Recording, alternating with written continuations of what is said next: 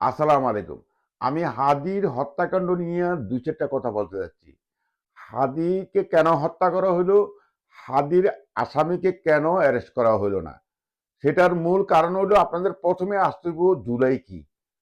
এই জুলাই আন্দোলনের কমান্ডার ছিল কয়েকজনের মধ্যে একজন হলো এই শরীফ ওসমান হাদি এবং এই যে হাসনাত আব্দুল্লাহ, নাসিরউদ্দিন পাটোয়ারি এরা কারা?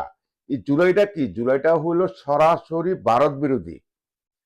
মানে ভারত বিরোধী এবং ভারতের যে দোসরগুলো বাংলাদেশে আছে, যেমন আওয়ামী লীগ আছে, তারপরে সেনাবাহিনীতে আছে, পুলিশে আছে, গোয়েন্দা বিভাগে আছে, তাদের বিরোধী। ঠিক আছে? এবং এই বিরোধিতার কারণ ভারত আবার মনে করে এই জুলাই হলো তাদের শত্রু। এই হলো মাইনকার চিপায় পড়ে গেছে ওসমান হাদি, যার জন্য তাকে পরিকল্পিতভাবে হত্যা করছে। তাকে হত্যা করছে কে? ছাত্রলীগ। সেটা কে? ফয়সাল। ফয়সাল কে? আওয়ামী লীগ। তা আওয়ামী লীগ কার কমান্ডে চলে? ভারতের কমান্ডে চলে। ফলে এটা পরিষ্কার বোঝা যাচ্ছে এই যে কুখ্যাত যে সন্ত্রাসী কিলার যে ফয়সাল আছে, এই ফয়সাল হইল ভারতের রয়ের এজেন্ট বা ভারতের সদস্য বলতে রয়ের সদস্য বলতে পারেন। সে রয়ের লোক। এটাকে নিশ্চিন্তে বলা যায়। এখন যে নাটকটা হচ্ছে ভারতে, এটাও হইল বাংলাদেশের মানুষকে আইওয়াশ করা। আইওয়াশের কারণটা কি? ভারত কখনোই ভারত তো বাংলাদেশের চিরশত্রু। তো ভারত কি করে সম্ভব এই ফয়সালের তথ্যটা সঠিকভাবে দিবে এবং ফয়সালকে সেভ করবে না? কারণ ফয়সাল তো হত্যা করছে, কাকে হত্যা করছে?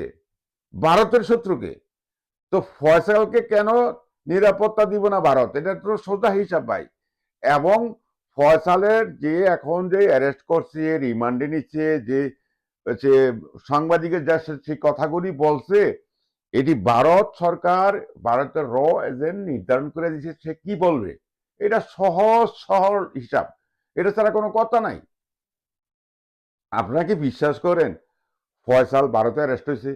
আপনারা কি বিশ্বাস করেন তাকে রিমান্ডে নিছে? আপনারা কি বিশ্বাস করেন সে সাংবাদিকের সাথে কথা বলছে? হ্যাঁ, সাংবাদিকের সাথে কথা বলছে।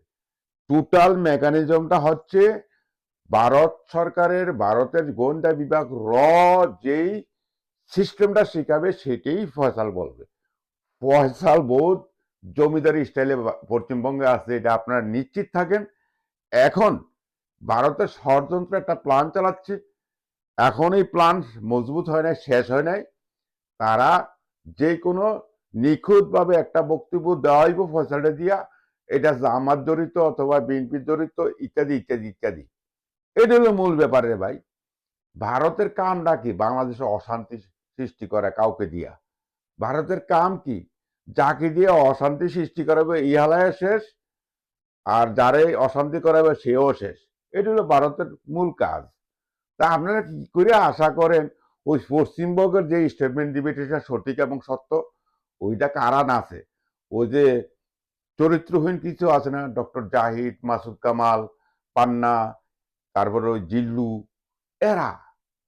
আরে ফয়সালকে তো হত্যা করাইছে, সে তো ভারতের লোক, সে ভারতের রয়ের কমান্ডার। এই যে ফয়সাল হাদিকে যে হত্যা করছে যে ফয়সালকে দিয়ে, এই ফয়সালটা কে?